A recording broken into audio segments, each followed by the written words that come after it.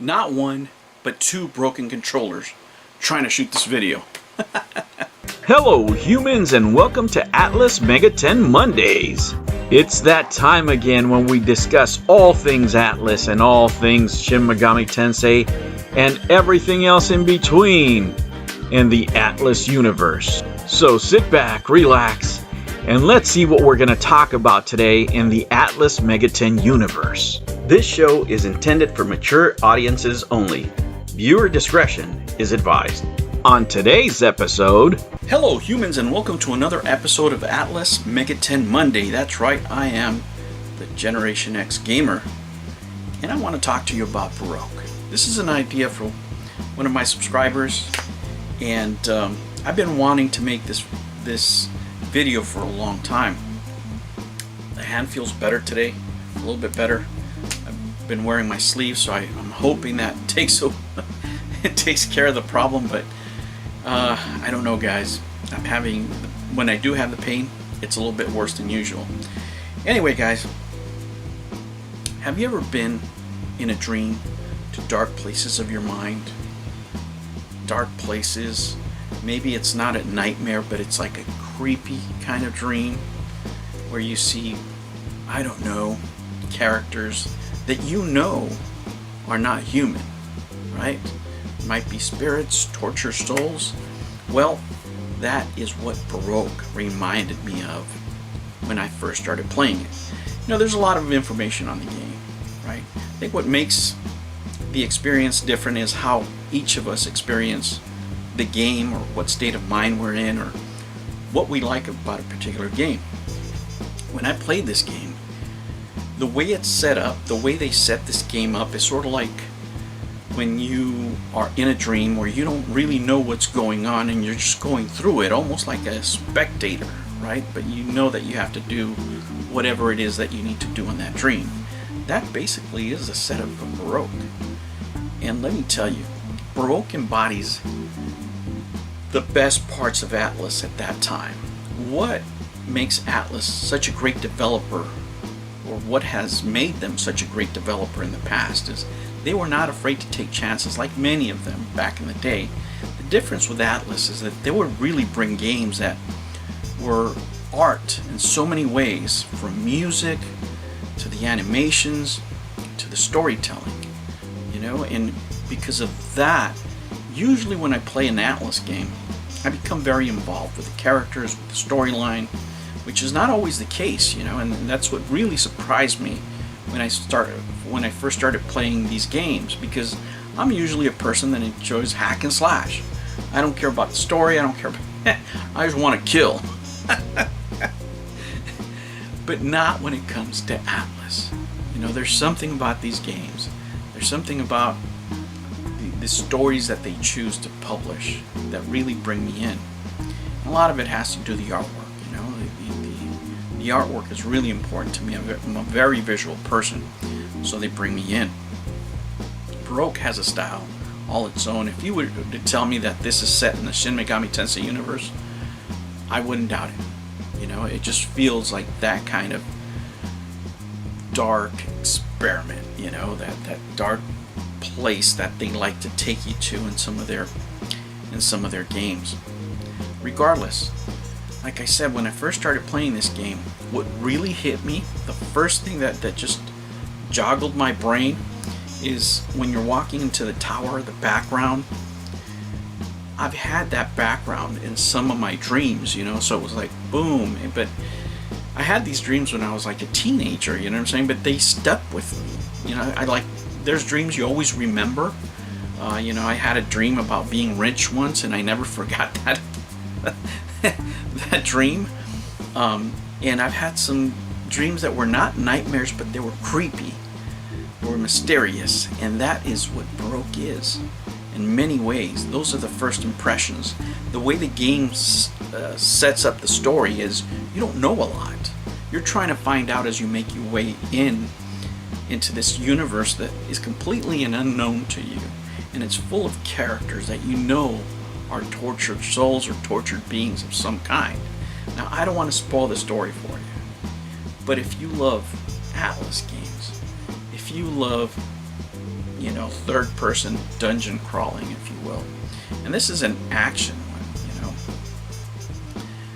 You're gonna love this. I think they call this a roguelike. You young people may know better than I do. The one thing I can tell you is, with all the camera issues that a lot of people talk about, or the menu system, this game is enjoyable in so many different levels. And I tell you, if you have this game, or if you're able to get this game at a good price, which is now $80, and I kicked myself when I bought this game. This is the PS2 version, by the way.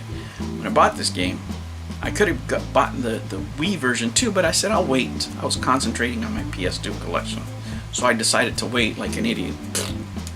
Wow. Well, guys, there's plenty of information on the game. I'm going to give you a little bit of wiki on it just to introduce you to the main parts of the game, and then at the end I'll play the intro, because that's one of the things that Atlus is really great at. Intros that set up the game, that set up the storyline, that say something about what you're going to experience. If there's any game that represents the innovation that Atlus brought to the table back in the day, it's this, Baroque. Alright, for those of you that are not familiar with this video game, Baroque is a roguelike role-playing video game. It was developed by Sting Entertainment. It was originally released for our beloved Sega Saturn back in 1998 by Entertainment Software Publishing. It was ported to the PlayStation the following year and re-released on the Nintendo Switch in 2020. I'm gonna go get me some.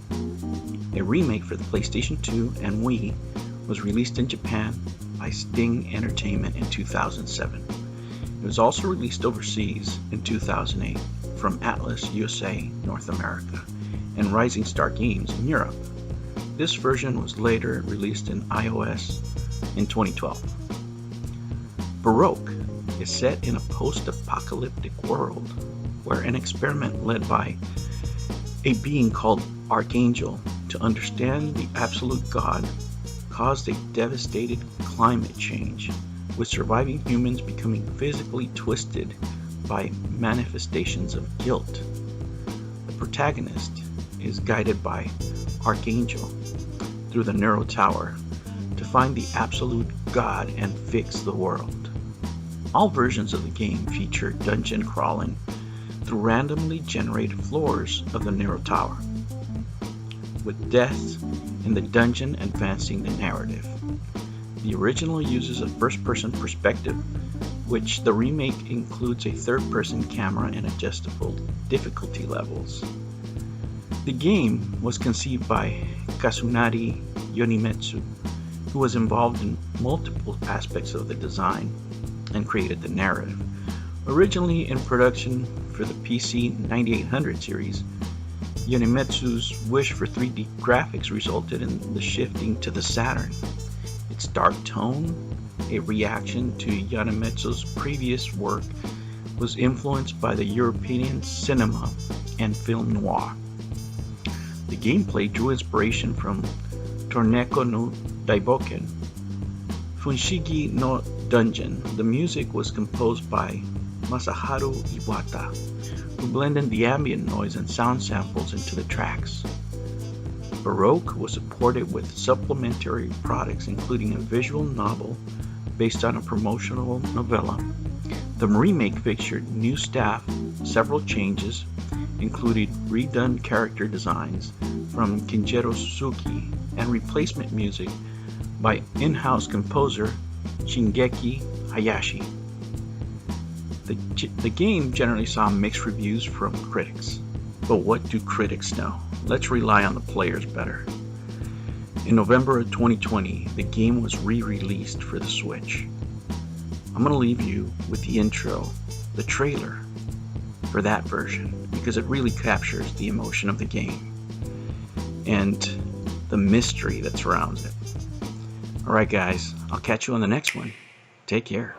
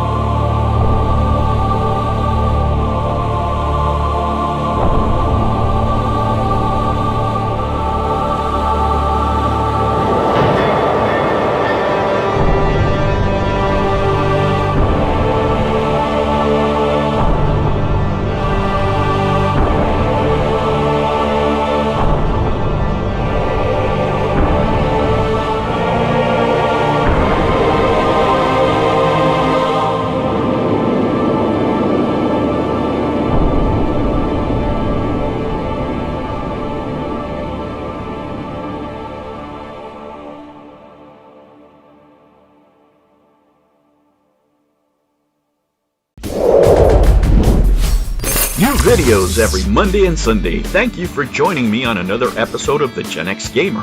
Remember to like and subscribe, click that notification bell, and remember, never ever be afraid to be happy. I'll catch you on the next one.